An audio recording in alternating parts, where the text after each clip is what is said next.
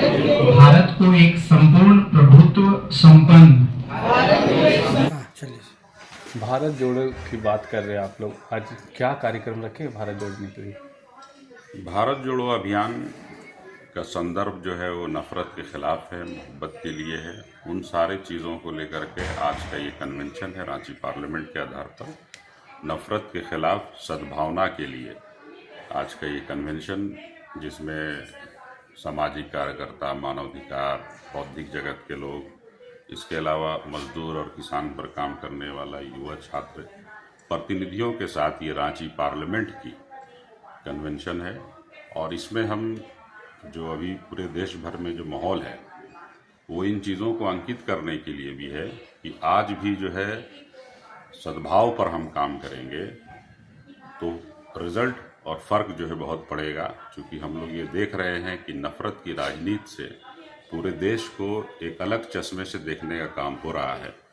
उसमें भी बहुत सारी बात भी आ रही थी कि आप इलेक्ट्रल बॉन्ड में जो पैसा लेते हैं वो बॉम्बे से दिल्ली जाता है और उसमें कोई ट्रांसपेरेंसी नहीं रहती है। वो इशू नहीं है। इशू ये है कि एक बलात्कार हुआ एक बच्ची का और उसमें आप धर्म खोजने पता कर रहे हैं। ऐसे अनगिनत उदाहरण है। तो मेन मुद्दे से गुमराह करने का काम जो बीजेपी या जो नफ़रत चलाने वाले लोग हैं वो जो कर रहे हैं वो हम लोग मेन मुख्य तौर पर मुद्दों पर लाना चाहते हैं। और नफ़रत की राजनीति बंद करने के लिए जहां तक होगा उस पूरे संभव कोशिश का नाम है भारत जोड़ो अभियान। उन्हीं चीज़ों को लेकर के ये आज का कन्वेंशन है। और कन्वेंशन से हम लोग कई चीज़ों का शुरुआत करेंगे रांची पार्लियामेंट में और स्टेट के लेवल पर भी, जिसमें संभवतः एक यात्रा निकालने की योजना होगी।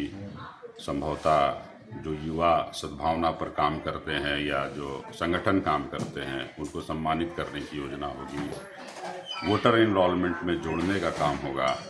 अलग अलग जगहों पर ये शुरुआत होगी। और पूरे विधानसभा में जो रांची लोकसभा में 2200 पोलिंग बूथ है, 19 लाख लमसम वोटर है, इसके साथ 6 विधानसभा है, तो उस स्तर पर जाने का काम जो है यहाँ से डिसर्टाइज वे होकर शुरुआत होगा। इन्हीं चीज़ों को कहना चाहिए कि ये जो अभी आप कन्वेंशन कर रहे हो वो सिर्फ 2024 के इलेक्शन जो है जो लोकसभा में, इसको लेकर आप तैयारी कर रहे हैं? ये दरअसल चुनाव के साथ साथ सामाजिक सौहार्द के लिए भी काम है। चुनाव एक बड़ा फैक्टर है और चुनाव को हम इससे अलग नहीं देखते हैं।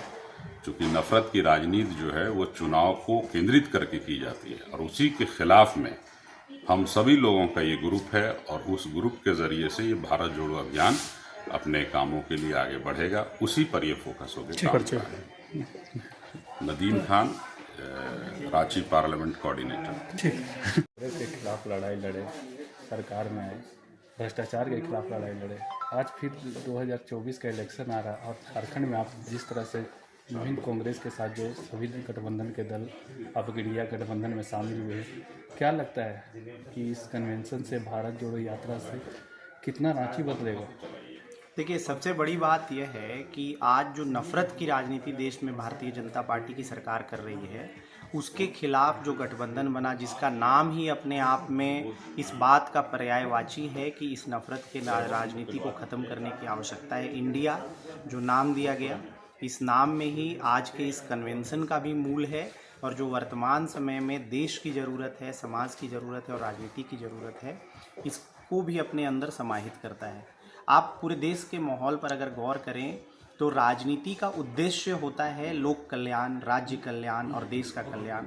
लेकिन आज जो भारतीय जनता पार्टी और उनके सहयोगी दलों की राजनीति है वह इस बात पर सीमित हो गई है कि कैसे कुर्सी पर कब्जा किया जाए और कैसे केंद्र में अपना आधिपत्य और अन्य राज्यों में अपना आधिपत्य स्थापित किया जाए। और कहीं ना कहीं जो विकास की बात है, जो देश की बात है, जो हमारी और आपकी बात है, उससे ध्यान हटाकर सिर्फ जीत और हार तक सीमित कर दिया गया है राजनीति को। आज का यह कन्वेंशन उस राजनीति के खिलाफ है। रही बात, आपने कहा कि रांची को कैसे यह कन्वेंशन बदल सकता है, तो अभी मेरे से पहले आपने चर्चा की, रांची लोकसभा के कोऑर्डिनेटर नदीम खान जी इस बात पर प्रकाश डाल रहे थे कि रांची की धरती क्रांति की धरती रही है, बिरसा मुंडा की धरती रही है। इस क्षेत्र में बरसों से आदिवासी, हिंदू, मुसलमान और विभिन्न तबके के लोग बिना किसी धार्मिक विद्वेष के इस झारखंड के जंगलों, पठारों, पहाड़ों टोंगरियों में रहते रहे थे।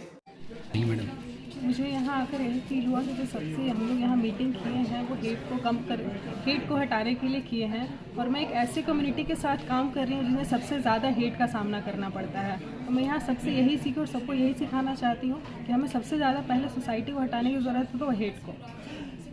मैं उन लोगों को यही मैसेज देना चाहती हूँ कि मैं ट्रांसजेंडर्स के लिए, मेरा जो NGO है वो 2007 से रजिस्टर्ड है, और मैं यहाँ रांची में उनके लिए काम कर रही हूँ, उनके रहने का, उनके लिए स्किल डेवलपमेंट का, उनके एडुकेशन का। तो मेरे तरफ से जो भी मदद हो मैं करने के लिए तैयार हूँ। बस मुझसे जितने भी यहाँ ट्रांसजेंडर हैं जुड़े, उनके राइट्स के लिए, क्या उनके सिविल राइट्स हैं, क्या उनके लीगल राइट्स हैं, मैं उनके लिए काम कर रही हूँ और मैं आगे भी उनके लिए काम करना पसंद करूँगी। मेरा नाम हेमी गायकवाड़ है, मैं फॉरेंसिक एक्सपर्ट हूँ और मेरा अपना NGO है जो एज अ सोशल एक्टिविस्ट मैं काम कर रही हूँ।